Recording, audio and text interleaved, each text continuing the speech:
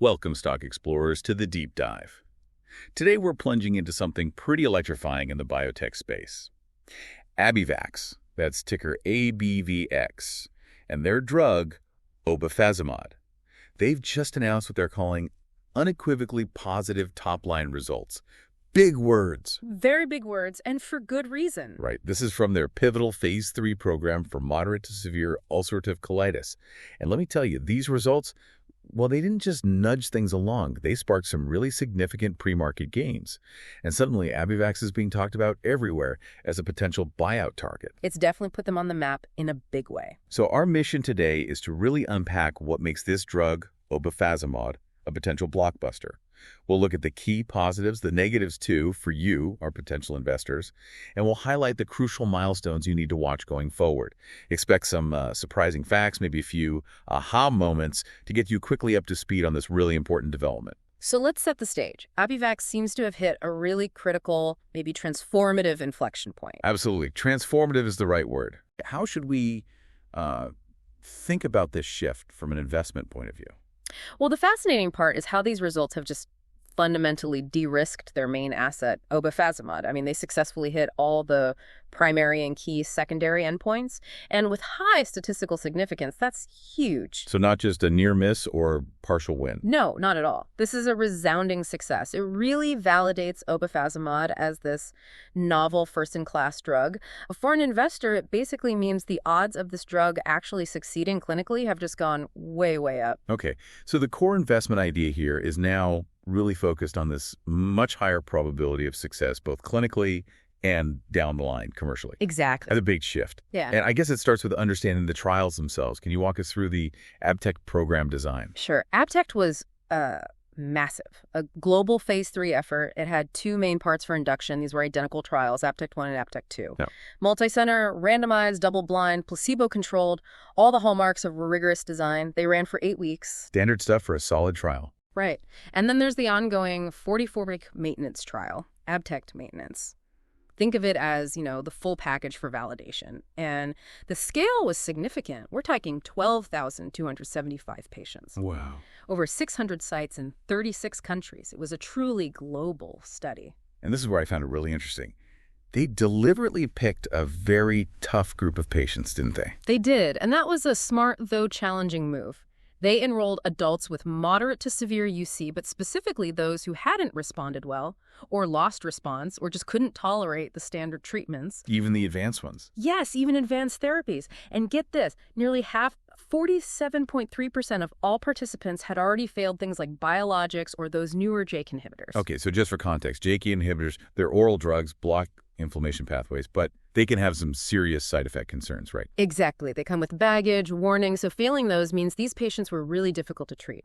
Which makes these positive results for Obefazimod stand out even more, because these are the patients where other options just weren't cutting it. Precisely. It adds a lot of weight to the findings. And the main goal, the primary endpoint, was clinical remission at week 8. How do they measure that? They use something called the Modified Mayo Score, or MMS. It's a standard 9-point scale in UC trials.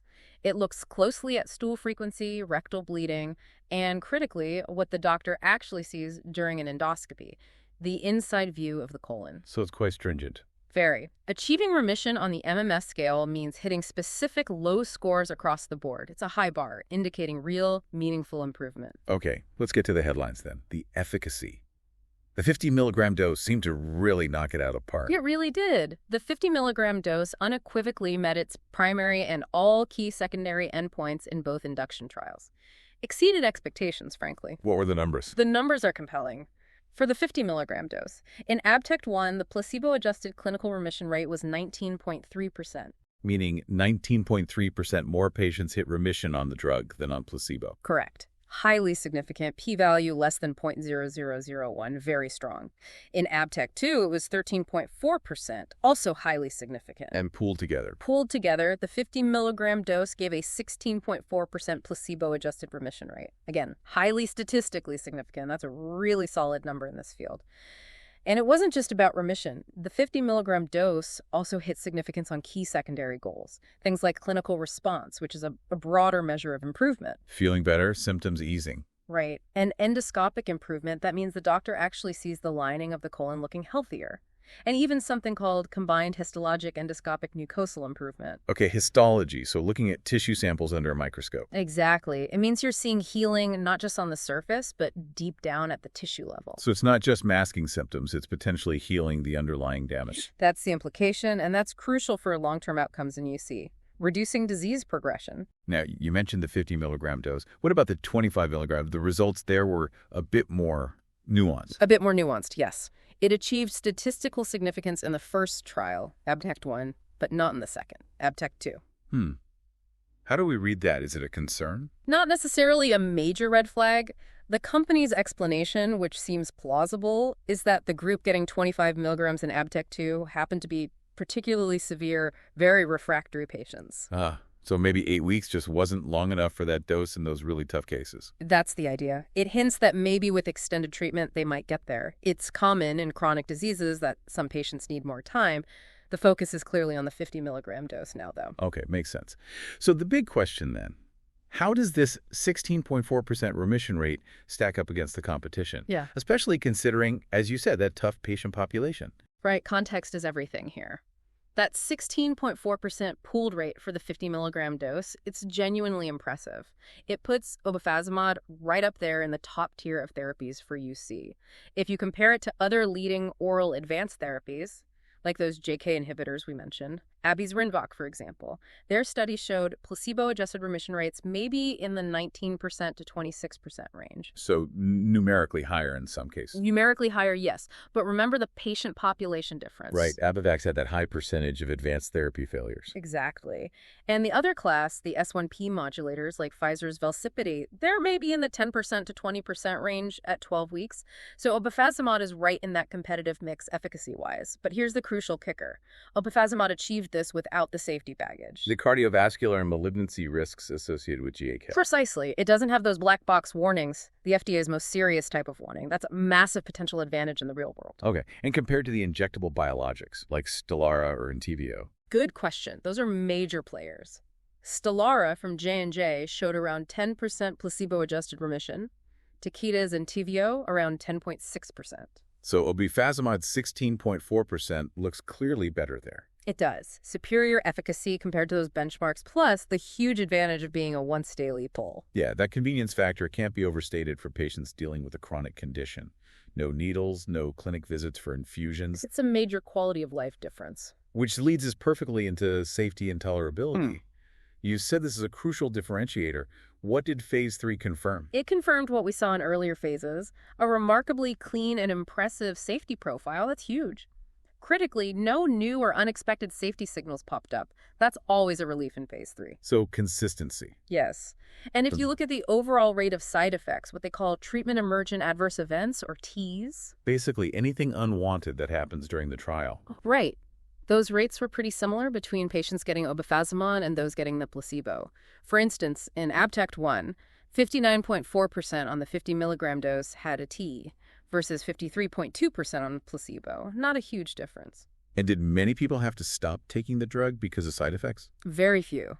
The rate of discontinuations due to TEAs was low, and importantly, similar to the placebo group. That tells you it's generally well tolerated. Patients can stick with it. Serious adverse events, SAEs, were also balanced between the groups, and very few serious infections were reported. What was the most common side effect? The most common one was headache, but it was typically mild or moderate, usually temporary, and didn't lead to many people dropping out. But the real story here, the major differentiator, is the absence of signals for things like opportunistic infections, cardiovascular problems, or cancers. That really sets it apart from some other potent oral therapies. That lack of scary side effects is likely music to doctors' ears. Absolutely. It could make it a much easier choice, especially earlier in the treatment sequence. I want to circle back to something you mentioned, Abivax, deliberately, including that large group of patients who had already failed JAK inhibitors. That felt like a bold move in designing the trial. How significant is succeeding in that specific group? It's incredibly significant. Succeeding in that highly treatment-refractory group, where patients have already cycled through powerful drugs, provides really compelling evidence. It shows Obefazimod might work where very few other options are left. It potentially carves out a clear, immediate market niche for the drug. So doctors might see this data and think, for my patient who failed a JAK, this could be the answer. Exactly. We're still waiting for the detailed subgroup analysis. They'll present that at a medical conference later. That's going to be a highly anticipated presentation for clinicians and investors. It could be a real wow factor. Looking ahead then, after these 8-week induction trials, patients who responded went into a longer maintenance trial. Correct. 678 patients who had a clinical response after 8 weeks rolled over into the ongoing 44-week Abtect maintenance trial. And the data from that is still to come. Yes, and that data, expected in the second quarter of 2026, is absolutely critical. It's the final major hurdle. Why so critical? Because regulatory agencies like the FDA and EMA need to see that the benefit isn't just short-term. They need proof of sustained efficacy and safety over a longer period. So, positive results from this maintenance study are an absolute prerequisite for Abivax to submit their applications for approval, which they plan to do in the second half of 2026. The whole timeline depends on it. But we do have some encouraging signs already, right, from the earlier Phase 2 study. We do. The long-term data from their Phase 2b open-label extension study was quite positive. It showed durable efficacy and continued good safety for up to 2 years. So that provides a good degree of confidence heading into these maintenance results. It definitely helps de-risk it somewhat. Gives a strong hint that maintenance should be successful. Okay, let's switch gears a bit. Let's unpack the science. What's actually going on here? What's the unique mechanism behind Obefazimod's success? This is where it gets really interesting. Obefazimod is genuinely first in class. Its mechanism is unique. It works by specifically enhancing the expression of something called microRNA 124, or miR-124. MicroRNA. Okay, remind us what those are. Sure. MicroRNAs are small bits of RNA that don't code for proteins themselves, but instead they act like master regulators of gene expression. They fine-tune which genes get turned on or off. Like a dimmer switch for genes. That's a good analogy. Or maybe a conductor of an orchestra. miR-124 specifically seems to act as a natural brake on inflammation. What Obefazimod does is it boosts the levels of this natural brake, miR-124. So it helps the body regulate itself better. Precisely. By boosting miR-124, the drug helps the body put the brakes on a whole range of pro-inflammatory signals simultaneously, things like TNF-alpha, IL-6, IL-17, MCP-1, the usual suspects that drive chronic inflammation. So instead of targeting just one signal like many biologics do. Right. It takes a broader, more modulatory approach. It helps restore the immune system's balance rather than just blocking one pathway. And the clinical data confirms this works. They see a 7 to 10-fold increase in miR-124 levels in patients treated with Obefazimod. Interesting. It builds on that Nobel Prize-winning science around RNA interference, doesn't it? It does. It's applying that fundamental understanding of how RNA can regulate biology. So, what are the competitive advantages of this unique mechanism? How does this molecular trick translate into benefits? It offers several key advantages. First, that broad modulatory effect we just talked about.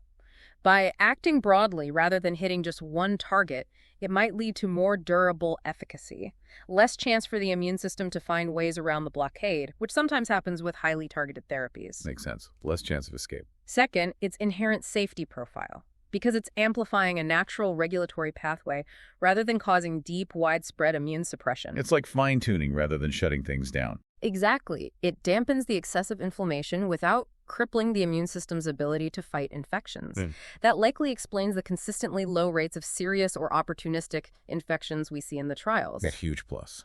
And third, platform potential. Success in UC provides strong proof of concept. This mechanism might work in other chronic inflammatory diseases too. Like what? Crohn's disease is the most obvious next step, given the overlap with UC. But potentially rheumatoid arthritis, psoriasis, other conditions driven by similar inflammatory pathways, it opens up a lot of possibilities beyond just UC. Okay, so that leads us to the market opportunity. How big is the potential here? Ulcerative colitis market. It's substantial. Substantial. Currently estimated around $8 billion globally. Wow. And it's projected to grow to over $13 million by the early 2030s. It's a large and growing market. And you mentioned that segment of patients who don't respond well to current treatments. That's a key target. Absolutely. That refractory patient population is a particularly attractive segment. The Abtect trial design, focusing on those difficult-to-treat patients, was smart because it generates data directly relevant to this significant unmet need. There's a constant churn of patients looking for better options. It is an intensely competitive market, isn't it? You've got all the big pharma players in this space. Oh, absolutely. It's crowded. AbbVie, Pfizer, J&J, Takeda, Lilly, BMS, they're all in the IBD space. So how does a smaller company like Abivax with Obefazimod plan to stand out? Well, its positioning is actually uniquely strong, thanks to that combination of features we discussed. One, it's a once-daily oral pill, huge convenience advantage over injectables. Right. Two, compared to other oral drugs, especially JK inhibitors, it has that superior safety profile without the black box warnings. Safety and convenience, that's a powerful combo. It really is. It allows for a dual positioning strategy. They can target it for patients moving to their first advanced therapy after failing older drugs. Okay, first-line advanced use. But also position it strongly for later lines, for patients who have already failed biologics or JAKs. That flexibility really broadens its potential reach. Now, Abivax has been getting ready, setting up a U.S. office, hiring experienced people, even sorting out dual manufacturing. Yes, they're laying the groundwork. But for a company their size, actually launching a drug globally in such a competitive field, Yeah. that's a massive undertaking. What's the most realistic path to market? Yeah, launching alone would be incredibly expensive and complex. The most probable path, frankly, is either a strategic partnership with a big pharma company. Licensing deal, co-promotion. Right, or perhaps more likely, given the strength of the data, an outright acquisition by one of those large players. The M&A angle again? A larger company already has the global sales force, the relationships with doctors, the market access expertise. They can maximize Obefazimod's potential much faster and more efficiently than Abivax could on its own. And you mentioned intellectual property earlier. That's key for an acquisition, right? Long patent life. Absolutely critical. Abivax is aiming for IP protection globally well beyond 2035. With potential patent term extensions, they're looking at market exclusivity, possibly up to 2039 in the US and 2040 in Europe. Decades of potential revenue. That long runway is an incredibly valuable asset for any potential acquirer. Makes the deal much more attractive. Okay, let's pivot to the financials then, because this sounds like a classic pre-commercial biotech situation.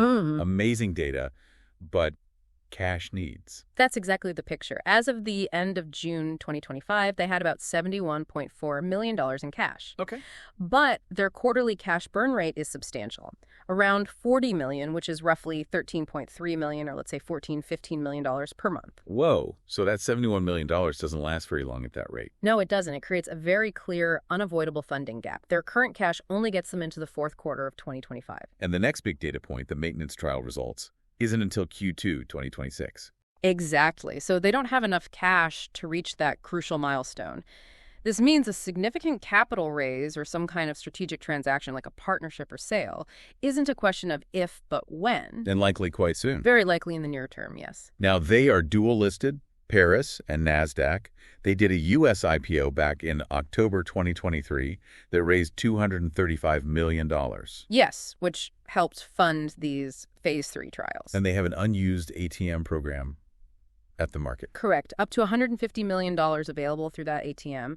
It allows them to sell shares into the market gradually, offering some flexibility. But it might not be enough to bridge the entire gap to profitability or a major deal. Interesting point about the short interest, too. You mentioned nearly 1.5 million shares short. Yes, as of June 30th, about 5.7 days to cover. That's a decent chunk of shares betting against the company. So with this positive data, could we see a short squeeze? It's certainly possible. Strong positive data like this is exactly the kind of catalyst that can force short sellers to buy back shares quickly to cover their positions, driving the price up even faster. Adds another layer of potential volatility here. And Wall Street analysts have certainly reacted dramatically to this news. Huge price target increases. Absolutely dramatic reevaluation. You saw major banks immediately jump. Guggenheim went to 101 Waters, JMP Securities to $95, Leerink to $74, LifeSci Capital also $101, Piper Sandler $70. Big numbers compared to where it was trading. Huge jump. And what's insightful isn't just the numbers, but how quickly Wall Street re-rated the company. These targets are based on those complex, discounted cash flow models trying to estimate future value. And they're now implying a potential enterprise value somewhere in the, say, $7 billion to $10 billion range down the road. It's a massive perception shift. So how does that translate into potential M&A value? Is there a recent deal we can compare it to? Yes, there's a very relevant benchmark, Merck's acquisition of Prometheus Biosciences back in April 2023. I remember that one. What was the price tag? $10.8 billion. And Prometheus was bought for a promising drug targeting TL1A, another inflammatory pathway. But importantly, that deal happened after positive phase 2 data. So Abivax now has positive phase 3 data. Exactly, for a novel oral agent, which many see as more commercially convenient than the antibody Prometheus had. So arguably, Abivax is a more advanced, potentially more convenient asset. Arguably, yes. So that Prometheus deal serves as a powerful benchmark. It suggests that a valuation for Abivax in the high single-digit billions, maybe even touching low double-digit billions in an M&A scenario, is definitely achievable. Okay, so putting it all together. Great phase 3 data, clean safety, oral convenience, big market, clear funding need. Abivax is now firmly in the M&A spotlight. Couldn't have said it better myself. It ticks all the boxes for a prime biotech acquisition target right now. You have the de-risked asset, the multi-billion-dollar market, that differentiated profile, and the funding need acting as a catalyst. Plus, big pharma companies are actively hunting for late-stage assets like this to refill their pipelines as older drugs face patent expirations. Who do you see as the most likely suitors? Well, you'd look at companies with a strong existing presence in immunology and gastroenterology. AbbVie is a giant in IBD. Pfizer has its S1P franchise. J&J needs to bolster its portfolio as Stelara faces biosimilar competition. Makes sense. Any others? Sanofi, Eli Lilly, Bristol Myers Squibb. They could all see this as a strategic buy to gain a leading position or significantly strengthen their foothold in UC. The fit is there for several players. And the timing. Is it better for a potential buyer to act now or wait for the maintenance data? That's the billion-dollar question, isn't it? A preemptive bid now might secure the asset at a lower price than after the maintenance data comes out positive in 2026. But waiting reduces the final piece of clinical risk. Exactly. Waiting eliminates that risk, but the price tag would almost certainly go up significantly if the maintenance data is good. It's a strategic gamble for potential buyers. And you mentioned Abivax delayed their earnings reports slightly. Yes, they pushed their H1 2025 report from August 11th to September 8th. The official reason was the proximity to this data release. But in the world of biotech M&A, such delays can sometimes indicate that strategic discussions are happening behind the scenes. They have experienced deal makers on their board. It just adds to the speculation that something could be brewing. Very interesting. Okay, so far we've focused heavily on Obefazimod in UC. But is there more to the Abivax story? What about the pipeline beyond UC? Yes, there definitely is. The next major value driver is Crohn's Disease CD. Another inflammatory bowel disease. Makes sense scientifically. Huge overlap in the underlying inflammation, so there's strong rationale that Obefazimod could work well there too.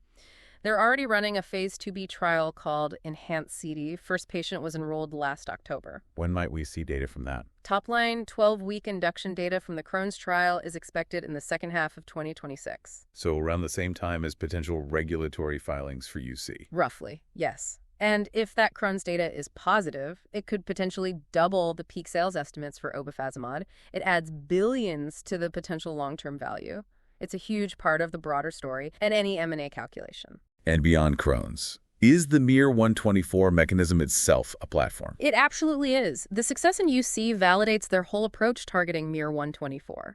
Abivax has a library of other small molecules that work through this mechanism. They expect to select a follow-on candidate, maybe for a different disease, sometime in 2025.